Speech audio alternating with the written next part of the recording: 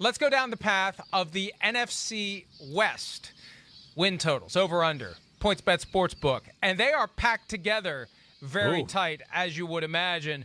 49ers, 10.5. 3 teams in double digits. The 49ers at 10.5. Are you over? Are you under? I'm going over. I mean, I think the 49ers are going to be fighting the Bucs for the number 1 seed in the NFC playoffs. That's really where I feel. And, I know they have, of course, in a tough division. They play the AFC South and the NFC North this year. But I just, even the way their schedule lays out, to me, they're not too clumped together with any stretch where I go, whoa, that's a brutal stretch. 2 games early on in the year, I know it's the NFL, but they're more talented than the Lions and the Eagles. And then I know the Packers, are right there as far as one of those top teams, but it's at home. And we've seen when the 49ers are healthy against the Packers, they run that show. So I do think they'll be able to build some confidence and get things going early on in the year. Week 7 coming out of the bye at home against the Colts. Sunday Night Football, NBC. Is Trey Lance the starter Week 7? I'm going to say no. I'm not. I think that'll be the first time that maybe it's thought about, depending on Jimmy Garoppolo's play. But if Jimmy Garoppolo is playing at a pretty clean, high level, and they're 5-1, going into that bye week, or I think it's a hard thing to pull the trigger on that move there. Now, if they're, 3-2 or, have been unimpressive in those games, and if then that opens the door for Trey Lance, as long as they believe and are confident that he won't put them in compromising situations like we talked about in that Chargers preseason game, where you really could have gone through 2 series and he really almost turned the ball over 5 times in like 2 series, and they could have been down 17-0 against starters. And I think that's got to scare Shanahan to a degree.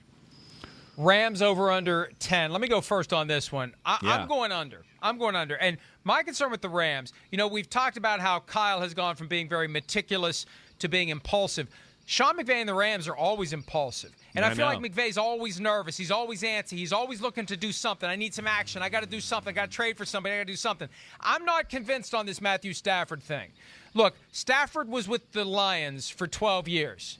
And they didn't win a playoff game. And they went to the postseason maybe 3 times. At some point, he's responsible for that. And I don't think it's as simple as plug and play. Oh, wait, Stafford, dramatically better than Jared Goff. Rams, final 8 last year. They're on their way to the Super Bowl. I'm not ready to buy that. For injuries, who's the depth behind your star players when you've given up so many draft picks and you have so much cap space invested in a handful of guys? I just think the Rams, the epitome of impulsiveness in the NFL, constantly trying to whip up a Super Bowl formula. I'll believe it when I see it. You said it for the other LA team. I'll say it for this LA team. I need to see it to believe it. Yeah, I mean, listen, your concerns are real. I don't have the concern about Matthew Stafford. I don't. Listen, he was in Detroit, and it was crapola forever. And they would have been way crapola more if it wasn't for Matthew Stafford. He's the reason they were ever in the playoffs, or not 1-15 a whole bunch of years, or 2-14. He made them respectable. He saved jobs up there. He was a victim of his own greatness. I mean, that's really the problem. It really is. I mean, never had a defense, never had a running game. I understand. Yeah, there are things he can do better.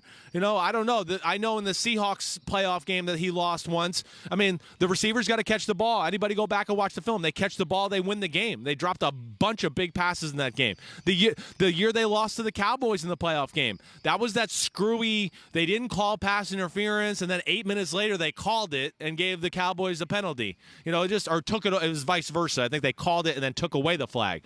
But your concerns about the depth of the Rams is definitely the scary thing. I took a flyer with the Rams going to the Super Bowl, because I believe in the coaching staff and the high-end talent they have on the team. But your concern there is real. Miraculously, they've avoided it the last 2 years with the same situation. And I don't know, maybe just McVay's got a way of practicing him and knowing the right touch of not wearing his team out. But I'm going to go like a push to over. I think they're like an 11-6 type of football team where they go, they get in the playoffs, watch out, they're going to be real dangerous. Seahawks over under 10 wins. What do you have for them? I'm going under. I'm going under. I have a little bit of the feeling you have with the Rams, I think, with the Seahawks. And this is, scary, too, because, of course, I'm picking against Russell Wilson, and that's always scary. But I guess, a little bit of, that bad gut feeling with the Dwayne Brown situation, the Quandre Diggs situation. I look at their front four and go, who's really there that's special, that's going to be able to get pressure on the quarterback without blitzing? Oh, wait, now you have to blitz? Oh, wait, who are your corners? Oh, they're not very good either. So that scares me, I think. And then I'll say the other thing, as much as Shane Waldron coming there is a good thing, Shane Waldron is a spinoff of McVay, who's a spinoff of Shanahan. It's not going to catch this division by surprise. So I think when I look at it that way, I'm picking and going out on a limb and saying the Seahawks miss out on the playoffs this year. I can't believe I'm saying that. Oh, wow. Yeah. I'll go over on the Seahawks. I think the order of the NFC West is going to be 49ers or Seahawks 1-2, and then the Rams. And I'll go over for the Seahawks. Last one, and we got to make it quick. Cardinals over under 8.5. Steve Keim, GM of the team, says they're definitely a playoff team. More pressure on Cliff Kingsbury. I think this is it for him. Playoffs or gone in Arizona. 8.5's too rich for my blood. I'm taking the under. I'm taking the under, too. I don't think it's by a great amount, but the division they play against, of course, I think all those teams are better. Yeah, they have a borderline playoff talent type roster. I think the big question goes back to one thing that you and I have discussed many times on here. It's just, can the Cliff Kingsbury offense expand? Can they give defenses more to think about? The Texas Tech 4 wide receivers, and this guy only runs 3 routes the whole year. That's just not going to fly. Not in the NFL against these defensive coordinators who now have 2 years of your playbook. So that's what, to me, has to change a little bit. And that's where I just can't buy into it and say they're a playoff team. I got to see that one to believe it first. Hi, I'm Mike Tirico, and thanks for watching. Make sure to hit subscribe for the latest news and highlights from NBC Sports.